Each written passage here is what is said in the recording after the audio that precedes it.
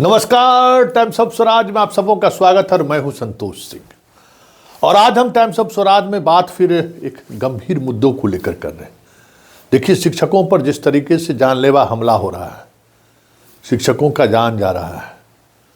देखिए, फिर भी आप लोग अपने आदत में सुधार लाने को तैयार नहीं है। देखिए, ये समस्तीपुर का वीडियो है, मोहद्दीनगर का वीडियो है। ये शिक्षक बीपीएससी था, शिक्षक मारा जाता।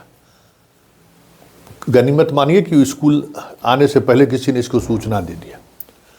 आप देख रहे हैं ना पूरे गांव का क्या तेवर है, किस तरीके से गांव वाले ने पूरा स्कूल को घेर लिया है।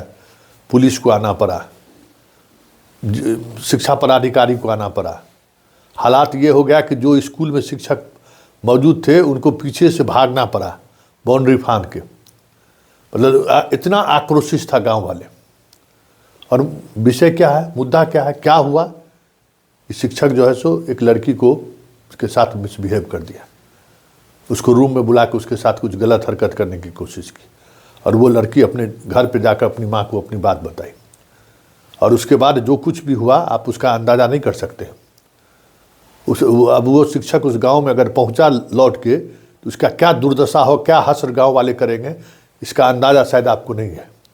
समस्तीपुर जिला का शिक्षकों है, एफआईआर दर्ज हो गया है पॉस्को एक्ट में। आप समझ जाइए कि पॉस्को एक्ट में एफआईआर दर्ज होने का मतलब है कि जल्दी बेल भी नहीं होगा।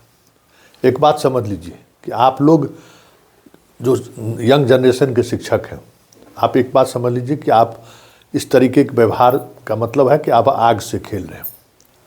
अपने आचरण को नियंत्रित कीजिए, क्योंकि आपके स्कूल में जो लड़कियां आ रही हैं, स्वाभाविक तौर पर आज के दौर में चाहे वो किसी भी तरीके के परिवार की बच्चियां क्यों ना हो, मोबाइल जो है सो हर बच्ची को एक अलग माइंडसेट में जीने को कह सकते हैं कि मजबूर कर दिया है। और ये मोबाइल इतना घातक है जिसका अंदाज़ा शायद आपको नहीं हो, और आप जैसे शिक्षक उसमें ट्रैप हो जाते हैं। लेकिन ग्रामीण परिवेश में बहुत सारी चीज़ें ऐसी हैं कि जो आपको जो बातें स्वाभाविक लग रहा हो वो कभी भी अस्वाभाविक हो सकता है। इसलिए आप अपने आचरण पर संयम बरतिए। हम बार बार ये बात कहते हैं और हम शिक्षकों के मामले में इसलिए ये खबर हम दिखाते हैं कि शिक्षकगण लोग समझिए। और एक और बात, इस तरीके की घटनाओं के पीछे कई जगह पॉलिटिक्स भी देखा गया है। सासाराम में एक मुस्लिम शिक्षक को इसी तरीके से कह दिया गया कि लड़की छेड़छाड़ किया गया, और पता चला कि जो राम सेना के लोग हैं वो इसके लिए एक साजिश रच दिए। और उस शिक्षक को तो समझिए पिटाई भी कर दिया लोगों ने, गांव वालों ने। और वहाँ समझिए सासाराम एसपी ने त्वरित कार्रवाई करके मास्टर को जेल भेजने के बजाय 24 घंटे के अंदर में केस का सुपरविजन उसने करवा दिया। उस मास्टर साहब बच गए सासाराम में। इसी तरीके से घटना बेतिया में घटी, वहाँ भी कुछ पॉलिटिक्स की बात सामने आई।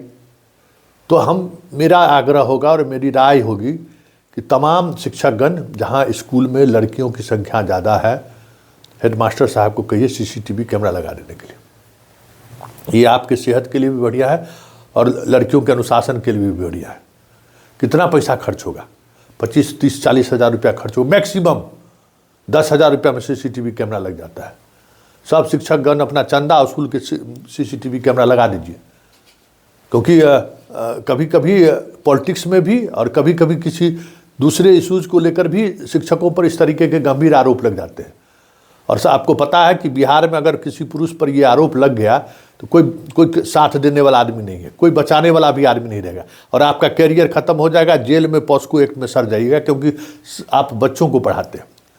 इसलिए हर क्लासरूम में, बरामदा पर, जहाँ कहीं भी जितना भी सीसीटीवी कैमरा हो सके, हज़ार रुपया चंदा करके भी हो सके तो आप लोग लगाइए क्लासरूम में।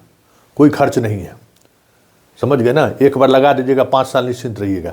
लेकिन इस तरीके का आरोप बढ़ेगा, इस तरीके की गतिविधियां बढ़ेगी। शिक्षक भी अनुशासित रहेगा अगर कैमरा लगा रहा तो। कैमरा से मॉनिटरिंग होगा तो हेडमास्टर साहब को भी सहूलियत होगी। हमको लगता है कि डेवलपमेंट शुल्क में तो पैसा होता ही होगा, उस पैसे से ही लगा लीजिए। अपने विभाग से अधिकारियों से बात करिए और लगा लीजिए। क्योंकि देखिए, ये बीमारी है और ये छूत का बीमारी है, और बीमारी ये अगर जितना प्रचार होगा ना, ये बीमारी उतना बढ़ेगा। और इसलिए और सारे यंग जनरेशन के लोग आए हैं। मान लीजिए नियोजित शिक्षक, विशिष्ट शिक्षक तो अब उस उम्र में पहुंच गए हैं कि, और उनके साथ महिला शिक्षक काम करने वाली भी अब उस मैच्योरिटी लेवल पर पहुंच गई है कि अब रिश्ता बहुत सहजता वाली बात हो गई। अभी यंग जनरेशन की लड़कियां भी बहाल हुई है, लड़के भी बहाल हुए हैं, आप सभी लोग एक साथ स्कूल जाते आते भी हैं, इसलिए दोनों के लिए ये बहुत ज़रूरी है कि भाई, क्योंकि एक ये देखिए बहुत सीरियस मुद्दा है। आप देख रहे हैं ना कि कितने आक्रोशित हैं गांव के लोग, और ये आक्रोश बहुत नुकसान पहुंचा सकता है आप सबों को, क्योंकि आप बताइए कि उस गांव में शिक्षक जा सकता है जो गंभीर आरोप लगा है उस पर, किसी भी स्थिति में जा सकता है, काट के फेंक देगा गांव वाला से। और समझते ही गांव की बेटी के मामले में लोग किस तरीके से एग्रेसिव हो जाते हैं। तो इस बात का ख्याल करिए। हम इतनी रात गए, ये वीडियो इसलिए बना रहे हैं कि हमें जब गांव वालों ने जानकारी, गांव वाले ही ने हमें जानकारी दी, तो फिर वीडियो हम मंगाए अपने मित्र लोगों से।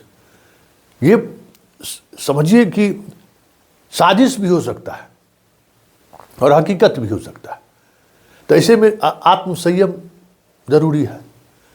और कुशेश्वर स्थान वाला में भी हत्या के मामले में बहुत तरह की चीज़ आनी शुरू हो गई है ना, बहुत तरह की चीज़। हेडमास्टर एक्यूज बना है वहाँ का, उसी स्कूल का हेडमास्टर एक्यूज बना है। आप समझ लीजिए कि क्या खेल हो रहा है। तो इस बात को समझिए कि अब जो है ना, स्कूल में पढ़ाना जो है, सिर्फ पढ़ाना और पढ़ने जैसा बात नहीं रह गया कि बच्चों को पढ़ाया, अब स्कूल बन के चल गया। मास्टर साहब लोग ज़मीनों का धंधा शुरू कर दिए। परहेज कीजिए, बाज आइए, ज़मीन का धंधा काम नहीं देगा आपको। आप जिस प्रोफेशन में है ना, उस प्रोफेशन को लेकर समाज का नज़रिया अलग है। ज़मीन का खरीद बिक्री में लग गए हैं तो वो माफियागिरी है, और उसमें टप से मरा जाइएगा आप, क्योंकि आपका टाइम टेबल निर्धारित है, आपका स्कूल का जगह निर्धारित है। आप ठेकेदार नहीं है कि रास्ता बदल कर चलिएगा। इसलिए इस बात को समझिए। और सबसे महत्वपूर्ण बात जिस पर सबसे ज़्यादा गौर करने की जरूरत है कि शिक्षिकाएँ भी, लड़कियाँ काफ़ी संख्या में स्कूल पहुँची हैं, और बच्चियाँ भी अब स्कूल पहुँच रही हैं। ऐसे में जो शिक्षक हैं वो स्कूल में अनुशासन कैसे बना रहे, आत्मसंयम कैसे बढ़ता जाए, ये इस बात का ख्याल आप रखिए, क्योंकि ये घटना साधारण घटना नहीं है। आप इस बात को मत समझिए। वो समस्तीपुर का शिक्षक है इसलिए बच भी गया, कोई फ़ोन कर दिया। बाहर का शिक्षक रहता तो कोई फ़ोन भी नहीं करता और मरा जाता, मारता, पब्लिक कम पिटाई करता, जिस तरीके से गुस्से में था। तो इस बात को आप लोग समझिए कि इसका समाधान क्या हो सकता है। गंभीरता से सोचने समझने की ज़रूरत है, क्योंकि इस तरीके के मामले में जो अब नया कानून है ना, नौकरी तो जाएगा ही जाएगा, सज़ा भी होगा, कोई बचा भी नहीं सकता है, और जमानत भी नहीं होगा पॉस्को एक्ट में। पॉस्को एक्ट पढ़ लीजिए। इसलिए इस तरीके की चीज़ों से बचिए, और कैसे बच सकते हैं इस पर हम मनन करिए।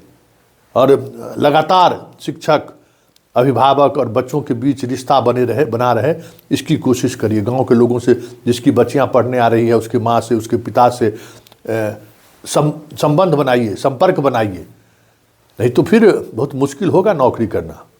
है सर, आज सुबह विद्यालय से फ़ोन आया 11 बजे, 10:30 के आसपास, कि यहाँ पे एक शिक्षक और छात्रा के बीच छेड़छाड़ का कुछ घटना घटी है, जिसके क्रम में हम लोग को सूचना मिला कि प्रशासन और BDO साहब वगैरह लोग आए हुए हैं। तो हम भी यहाँ पे आए। तो उसके बाद यहाँ पे BDO साहब और थाना के स्तर से इसकी जांच की गई है, और उसके बाद नियमानुसार बेहतर कार्रवाई की।